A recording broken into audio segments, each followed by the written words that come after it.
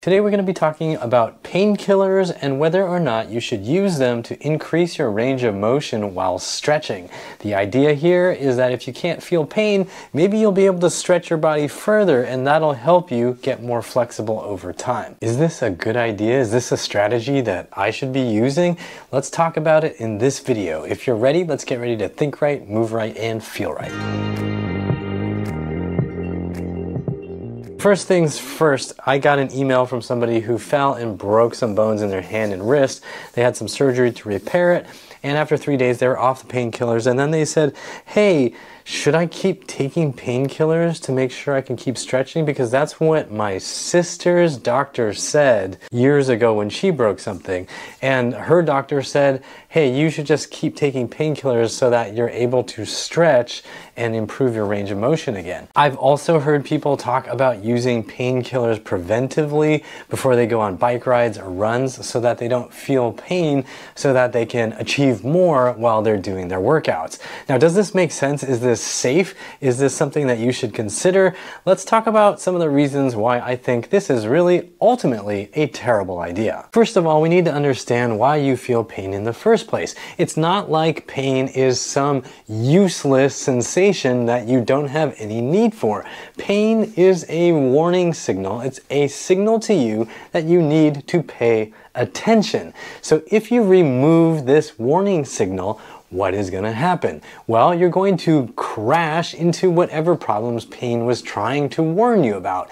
If you, for example, manage to numb yourself so much that you can't feel heat and you go and grab something that is piping hot, what's going to happen to your hands? Well, your hands, your skin, it's all gonna burn. It's all gonna burn. Your skin is just going to melt off when you grab something that's too hot because you're not able to feel the danger. Now, let's say we want to numb our pain receptors within our muscles.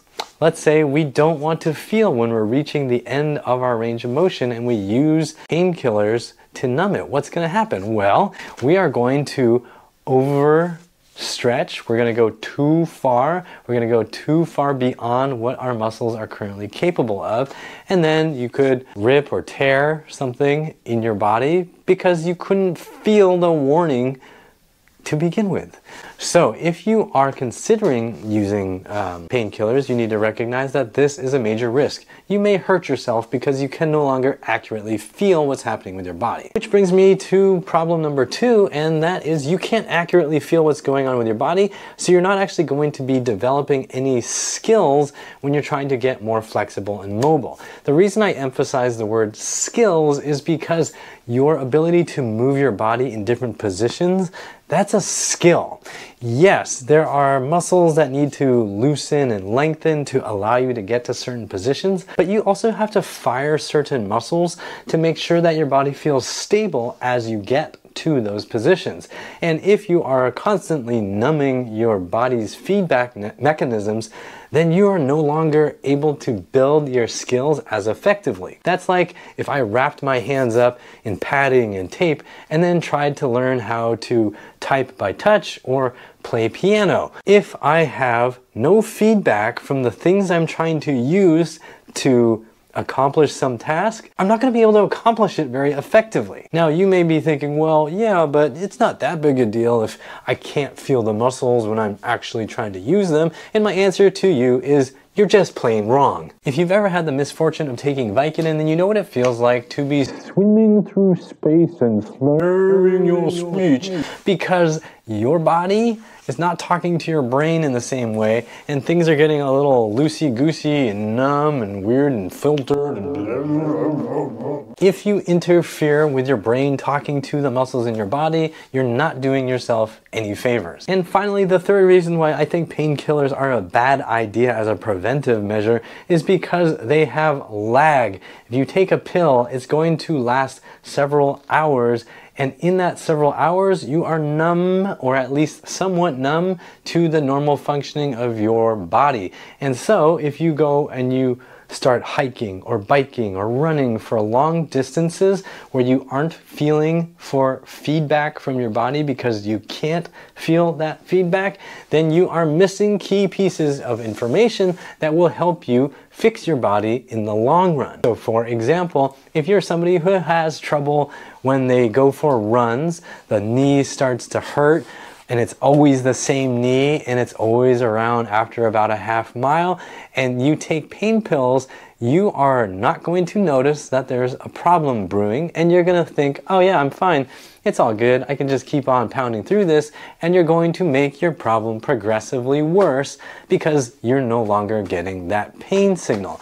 Whereas if you didn't do that, you would get the signal, and then you would also get information about how you could solve this problem, because the way the problem shows up gives you information about how you can solve it. If you notice that it's always happening on the same leg, it's always happening after a certain distance, then you have some clues. You know, okay, well, maybe there's something about how I'm loading on this leg.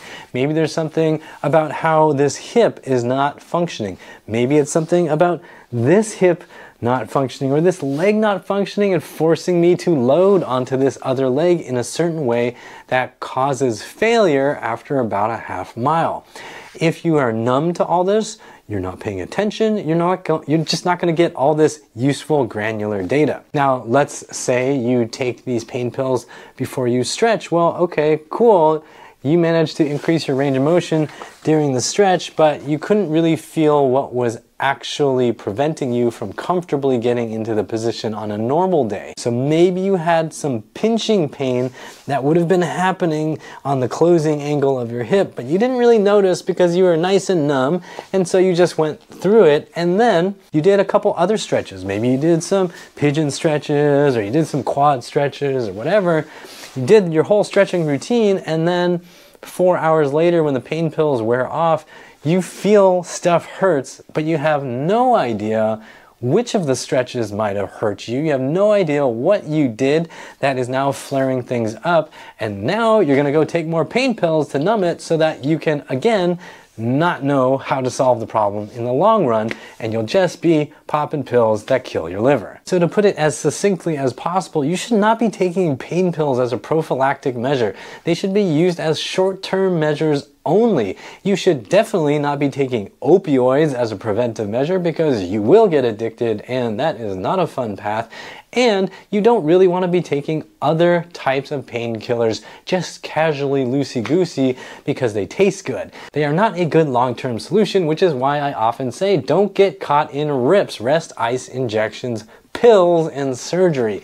The P is for pills, and I'm telling you not to get caught in taking pills all the time because it doesn't solve your problems for the long run. And it introduces potential downside risks to your organs, which you really don't want to mess with. If all you have right now is a musculoskeletal problem, keep it as a musculoskeletal problem by limiting the amount of painkillers you're taking so that you can solve the musculoskeletal problem without creating organ failures elsewhere in your body. Now you might be thinking, well, but I need the painkiller so that I can push harder. And my answer to that is no, you don't. Push less hard, please. Use less effort and gradually expose your body to new positions in a way that doesn't feel super threatening and super duper intense. If you're a beginner, you don't have to push that hard. Just gradually let your body get acclimated to new positions, learn how to fire muscles in new positions, gain strength at every length, and even though it may feel like it's taking a little bit of time, it'll be worth it, and you won't hurt yourself or destroy your internal organs. I'm curious to hear your stories about painkillers and horror stories you've seen with people who are taking painkillers to try to fix their bodies. Drop me a comment down below. For more videos to help you understand your body, check these out here. Support me on Patreon or on YouTube using the join and thanks buttons. Check the description box for donation links. Please like, share, and comment and subscribe so that the algorithm stops trying to suppress this channel. I really appreciate it. As always, I hope you remember that pain sucks, life shouldn't.